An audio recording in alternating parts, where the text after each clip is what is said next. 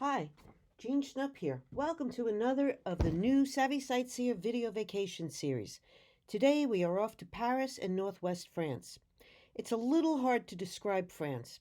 No one word will do it. The country has many facets to its personality. Here we will see heroic battlefields, iconic structures, striking views, not to mention palaces and cathedrals for all tastes. In 2019, France was among the top 5 visited countries by Americans. One survey even has it as being the number one destination. There is so much to see in this country that I've narrowed down our travel today to the historic and picturesque northern region. For a look at the part of France that most inspired artists and writers alike, the exotic south of France, make sure you check out my phenomenal Provence program. We'll start in the country's capital, Paris. Known both as the City of Light and the City of Love, there is a fascination to this town. We'll look at some of its landmarks and the stories behind them, including the ever resilient Notre Dame Cathedral, that is before the tragic fire hit it in April of 2019. We'll visit the fabulous palace of Versailles' little known enclave of Marie Antoinette, her secluded hamlet. Then we'll head northwest to Normandy and the historic American cemetery and its moving tributes to our soldiers. We'll also journey to an island cathedral with an unusual second purpose before sweeping into the lavish Loire Valley for its splendid chateau and Leonardo da Vinci's surprising stash. Come, let's go to this fascinating and very beautiful country. I thought a great way to see some of Paris's iconic sights without the hustle and bustle and traffic and sightseers would be from the River Seine, which bisects the city. The river cruise took me first past this building, the Musée d'Orsay, which in 1978 was classified as an historical monument. It was once a railway station built to handle tourists for the 1900 World's Fair. Eventually, its platforms proved too short for modern trains, and in 1986 it was reopened as a world-class museum featuring all types of art from the second half of the 19th century. Instead of such classic sites, I found I was drawn more to items on the river itself. Over 30 pedestrian and/or transit bridges, or ponts, Ponts, span the historic waterway. Each one is unique and deserves a tourist's attention, like the Pont de Berre, built in 1902. The design for a two-tiered bridge, the lower level for cars and pedestrians, the upper for trains, came out of a competition to replace an old metal footbridge. It epitomizes modern times and industry with several large iron sculptures and statues. This group represents the boatmen. On the other side of the bridge are ironsmith riveters. The central arch has 4 huge statues. One set represents electricity and commerce. The other set is science and labor, designed by Jules Felix Coutin, who created the model for the transportation group in our own Grand Central Terminal. I think this is the most exquisite of the Seine bridges, Pont Alexander III.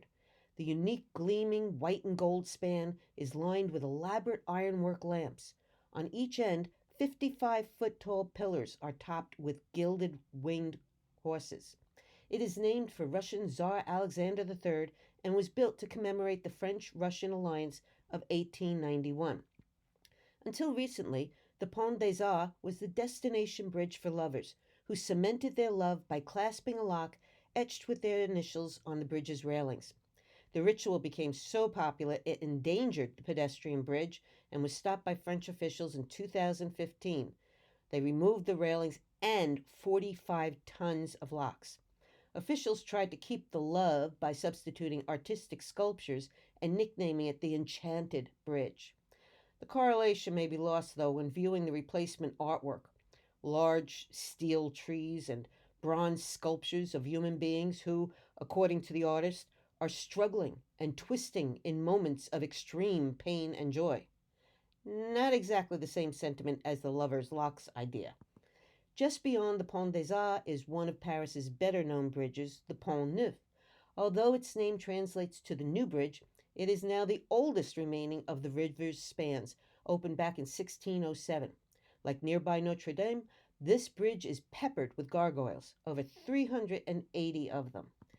Paris has lots of lucky charms. The star-shaped marker Point Zero in front of Notre Dame, is the historic and geographic center of Paris. From here, all distances in France are measured. It's also a talisman for luck and love. Spinning or even just touching the marker with a hope in your heart or a sweetheart in hand is believed to ensure lifelong love or at least a guarantee to return to Paris. The passer through walls in the upper left corner of the screen is the title character of a story by French novelist and children's writer Marcel Aimé about a man who discovers he can walk through walls. His shiny hand is the result of passers by repeatedly rubbing it for luck.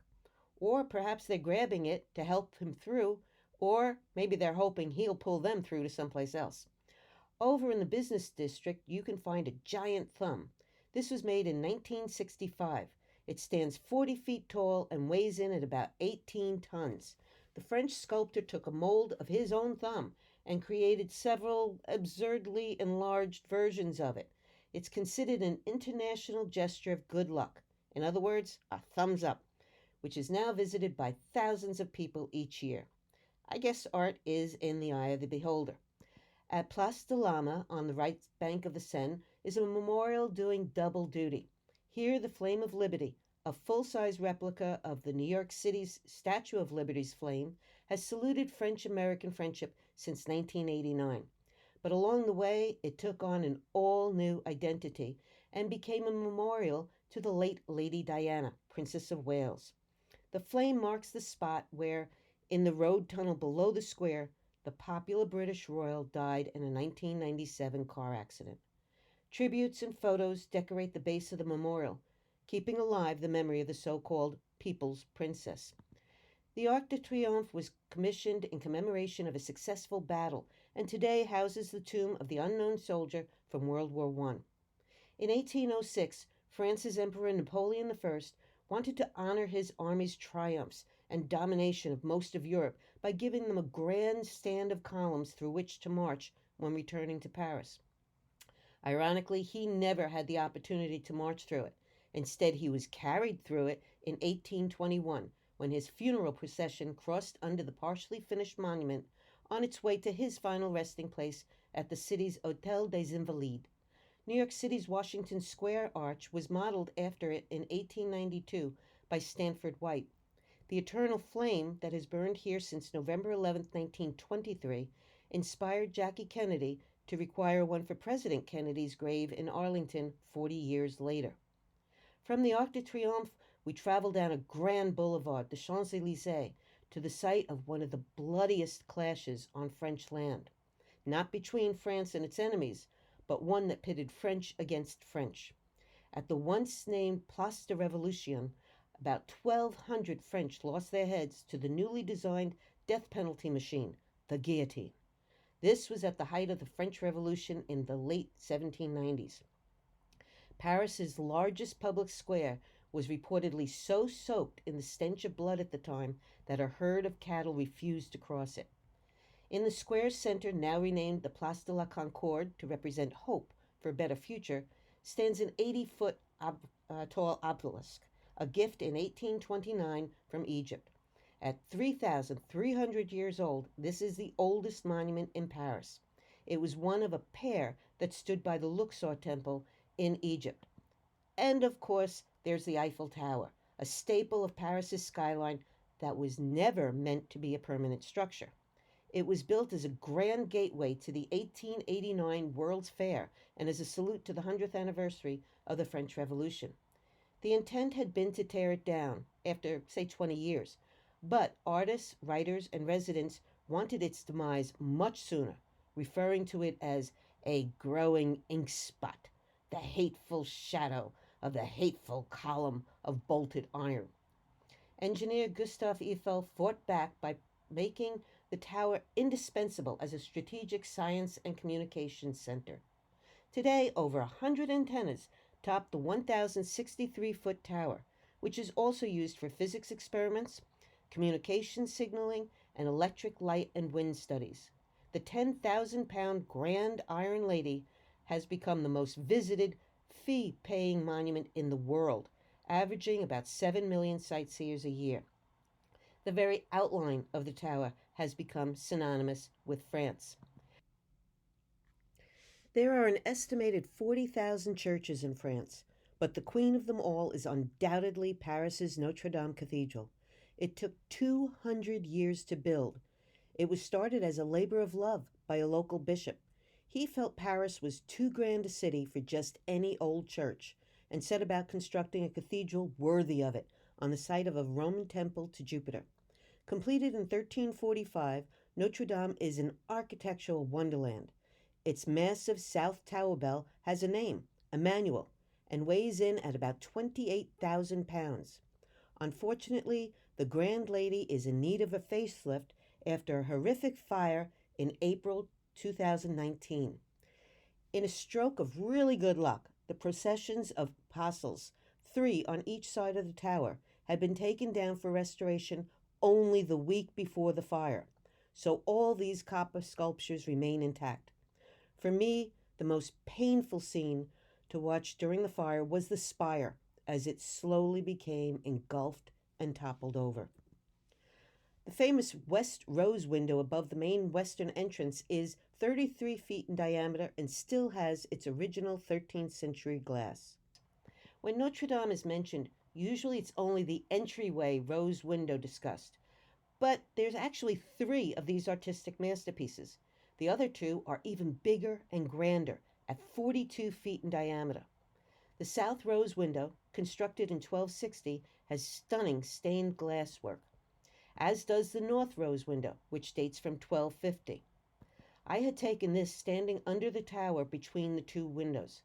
It's mind-boggling to me how that tower came down, yet the two massive rose windows remained intact during the fire. This gives you a sense of the magnitude of this cathedral, which is bigger than a football field. 425 feet across, 157 feet wide, 114 feet tall. It's one of the largest religious buildings in the world. It's also one of the most visited. 13 million typically flock to see it each year. Its estimated capacity had been about 9,000 people. A reported 52 acres of trees were cut down in the 12th century to create the roof. Each beam consisted of one individual tree, so it is believed it can't be replicated, since we no longer have trees of that scale. A glass roof of similar proportions is under consideration for its replacement. Also surviving the devastation of April 2019 is the superb altar and cross. The flame-retardant wood cross covered with gold leaf was a relatively recent addition in 1994. Without any embedded illumination, firefighters were surprised that it appeared to glow through the smoke. "It's very curious," the artist said. "She simply did her duty. She shone in the night and in the chaos." Another Parisian landmark bathed in gold is Versailles, not just another royal residence of French kings in the 17th and 18th century. It was pretty much a city on its own, with tens of thousands of residents. King Louis XIV, known as the Sun King, made a pet project of turning his royal hunting lodge into one of Europe's largest complexes, an astounding one-of-a-kind cultural and political center of France. The entire estate comprises some 30,000 acres and took thousands of workers over 50 years to develop, at a cost estimated in today's value of about $2 billion US. But cost was never an issue. Louis simply opened the country's treasury to fund the project. Statistics demonstrate the estate's excesses: 700 rooms, 67 staircases, over 2,000 windows. There's 2,000 sculptures around the buildings and grounds, and gold or gold leaf is in ample supply. The main entry gate had 100,000 gold leaves. So looking at all that gold, is no wonder a revolution was started by starving peasants. About 7 million visitors tour Versailles annually, an easy day trip from Paris, which is only about 12 miles away. My reaction walking from room to room was that every square inch from floor to ceiling was covered in some kind of art. In the Abundance Salon, this ceiling art features images symbolizing the king's power.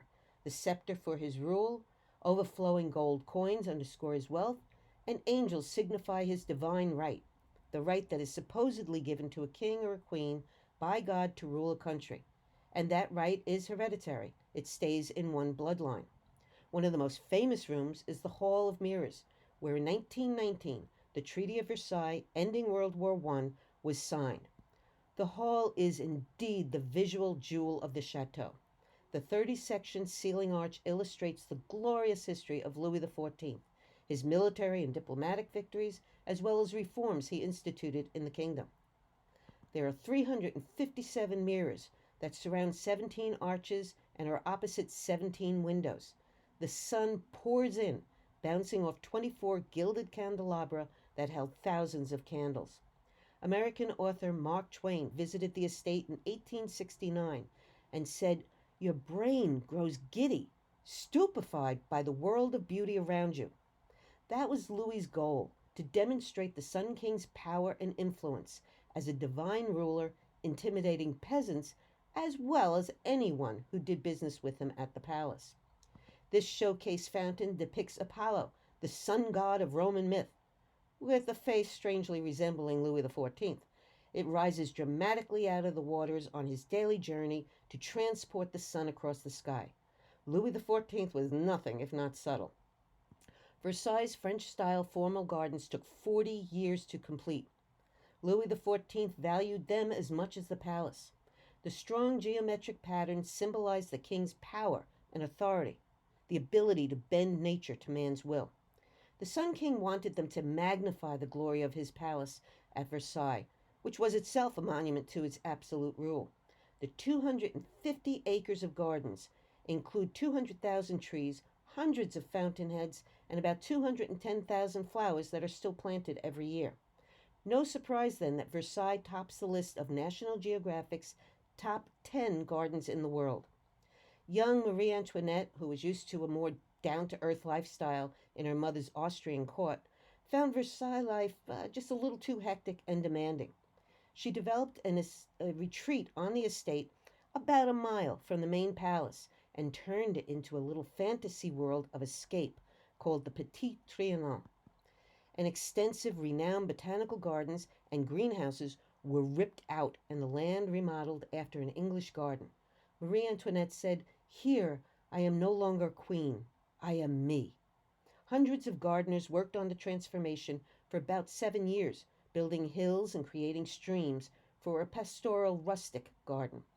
In 1783, an English hamlet complete with 12 buildings, a watermill, and a dairy farm were added over a 3-year period. The Marlborough Tower overlooks the big man-made lake on which they had boat rides and fishing outings. The tower's upper portion was used as an observatory and also to communicate with the Palace of Versailles via signals. Such was life before cell phones. A farm was located outside the village and sheltered various livestock.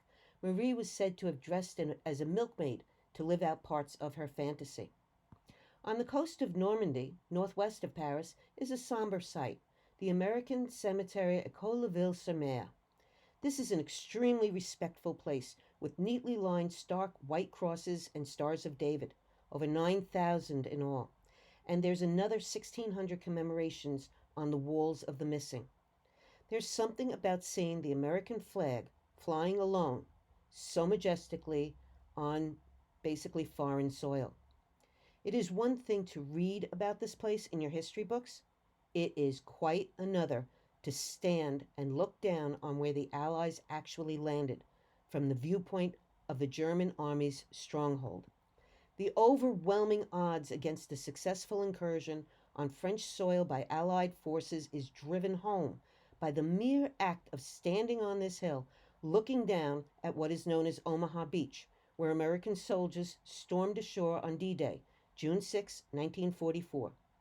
Thousands of Americans died during the initial onslaught alone. They had to avoid underwater obstacles, then get through the beach that was mined and covered with impediments, such as wooden stakes, metal tripods, and barbed wire, all while dodging a hail of gunfire from up here. Overlooking the gravestones is a soaring 22-foot-tall bronze statue called the Spirit of American Youth Rising from the Waves. The stones set in the memorial area floor are from Omaha Beach, and written above is, "This embattled shore, portal of freedom, is forever hallowed by the ideals, the value, and the sacrifices of our fellow countrymen. This overview shows the enormity of the undertaking, dubbed Operation Overlord, that would become the largest amphibious campaign in military history. Each of the 5 landing spots were codenamed. Omaha and Utah to its west were taken by the Americans, Gold and Sword by the Brits, and Juneau by the Canadians. The cemetery's visitor center pays a fitting and very moving tribute to all who participated in Operation Overlord. It dramatically puts into perspective the challenges faced by these very young soldiers. There were 500,000 beach obstacles and 6.5 million mines that were part of what made the Atlantic coast of France one of the most heavily fortified places on Earth. The center tells these soldiers' stories using their own words and images. A helmet stuffed with pictures and a letter from home reminds visitors of the very human face of war. While visiting something so solemn is not usually on a vacation to see list, you feel compelled, if in Normandy, to do so. And when you see this statement, you understand why. Think not only upon their passing, remember the glory of their spirit. Not all sites in the area are war related. The French cathedral, Mont Saint Michel in Normandy, on the border with Brittany, has one of the most recognizable silhouettes in the world. After reportedly being visited by Michael the Archangel in the 8th century, a local bishop built an abbey on the very top of a rocky island in the bay. It became a pilgrimage site, repeatedly expanded to accommodate the ever-increasing number of religious devotees. After doing an unlikely stint as a prison during the French Revolution, they'd housed up to 14,000 inmates here. The abbey is again a working monastery, welcoming visiting pilgrims. Millions of tourists also flock to the site to admire its unique look, which earned it a place on UNESCO's World Heritage Sites in 1979 for its exceptional combination of natural and cultural elements. Not all visitors, though, including myself, follow the devoted religious and make the arduous trip all the way to the top of the abbey, which is 264 feet up, taking 900 steps. Mont Saint Michel's most unusual feature is how it can quickly become disconnected from the mainland when its connecting mudflats disappear and it reverts to island status thanks to the highest spring tides in continental Europe. Author Victor Hugo described the tide rushing as swiftly as a galloping horse. The water level can mushroom to 45 feet, gushing in at 200 feet per second. Early pilgrims walking the mudflats were caught unaware and some lost their lives. Later, drivers who didn't pay attention to the tidal times returned to find their cars immersed. Finally, in 2015, cars were banned and a bridge opened to safely transport guests from a mainland parking lot to the mall. Much safer all around. I was on the tram when the tide came in. It was indeed galloping. In 2015, a solar eclipse brought in even higher tides, a whopping 46 feet high, over 18 feet above normal. The next time it will go that high is in 2033. I've saved arguably the best for last. That's the Loire Valley. When royals needed a break from daily routines and backbiting politics, they flocked to their country homes. Elaborate chateaux along scenic Loire Valley and its river cutting east to west across central France. They outdid each other with enchanting castles, carefully designed grounds, and lavish interiors. In 2000, UNESCO made a nearly 180-mile stretch of the valley with over 40 chateaux, part of its World Heritage Sites. This is my favorite, the Chateau de Chenonceau, dubbed the Chateau of the Ladies, in salute to the influence of its formidable women owners through the centuries. It is one of the finest of the valley's castles and exemplifies sumptuous tastes of the rich, intertwined with historical events and lots of melodrama. Each owner built on the original modest 15th century fairy tale castle until you have the stunner that we see today. Its main saga starts in the mid-1500s when King Henry II gave the property to his mistress, Diane de Poitiers. She put a decidedly female stamp on it and extended a bridge from the main building across the River Cher, giving the chateau a unique look. She also laid out gardens considered to be the most spectacular and modern of the time. Her reign as both mistress of the king and the chateau, ended suddenly with the king's death and her subsequent eviction by the cuckolded queen, the powerful Catherine de' Medici. The palace became the seat of power for de' Medici when she ruled France as regent on behalf of her young son, Francis II. All rooms are fully furnished. Fresh flowers grown on the property or on the tables and the mantels throughout the house, giving the chateau a welcoming feeling, not at all like a museum. This is the Five Queens bedroom, named in memory of de' Medici's two daughters and three daughters-in-law. This is the cheery little bedroom of Louise. She retired to Chenonceau to mourn the death of her husband, King Henry III, who was assassinated in 1589. Ironically, while her room was decorated in black with objects of mourning like silver tears and gravediggers' shovels, she was required to dress in all white. That was the protocol for royal mourning, so she was dubbed the White Queen. De' Medici took de Poitiers Bridge addition a step further and built on it a 200-foot long gallery. Inside is a magnificent ballroom with checkerboard marble floor. This became the hot spot for entertainment. When her son, Francis II, married Mary, Queen of Scots in 1560, de' Medici hosted the event at the chateau. The Meunier family, prominent chocolatiers, bought the chateau in 1913. During World War I, they turned it into a hospital and treated thousands of French soldiers. Carrying on the tradition of strong women who left their imprint on Chenonceau, Simone Meunier took advantage of a strange set of circumstances during World War II. Bizarrely, the River Cher, which ran under the bridge and the ballroom, constituted the line of demarcation. That's the wartime boundary between free and occupied France. The south side of the castle sat in unoccupied France, while land on the north side was held by the Nazis. Simone helped the resistance smuggle escapees through the gallery's south entrance. Chenonceau is second only to Versailles as the most visited home in France. At nearby Amboise is a house that gets overlooked by many who rush instead to see the remains of a royal palace. But this should be a must-see for anyone going there. 2019 commemorated 500 years since the great artist Leonardo da Vinci died at this home, Chateau Clos-Lucé. He had moved from Italy to France as a guest of King Francis I. Da Vinci is buried in the Royal Chateau's chapel, which can be reached from here by an underground passageway. Clos-Lucé provides a unique glimpse into the Renaissance man's life and thoughts. His living quarters are beautifully furnished, from his lush four-poster bed to a roomy kitchen. But the best sights are found in the basement. Visitors can learn about the multi-talented, multifaceted dimensions of this man. He is identified most often with his art, the Mona Lisa or the Last Supper, but he was much more: a mathematician, civil and military engineer, architect, town planner, anatomist, painter. He was skilled in optics, hydraulics, and aeronautics. You can see aspects of this in the 40 scale models of some of his many inventions, including an automobile prototype, bicycle, a triple-tier machine gun, there's a parachute, an immovable armored tank with 4 wheels, guns all around, and an observation turret. There's also a paddle boat and a swing bridge. Then there's the air screw, a device designed to compress air to obtain flight, similar to today's helicopters. Outside, you can see his inventions full size, such as a double-decker bridge, a foreshadow of today's Verrazano Narrows Bridge.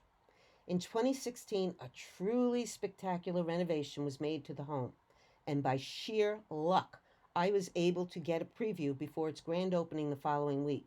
Walking through a door, I was greeted by the great man himself, an amazingly lifelike hologram of Da Vinci chatting with a contemporary just a few feet away is a bit jarring at first, but what a fantastic addition to the experience of visiting not just his home, but the Renaissance man himself.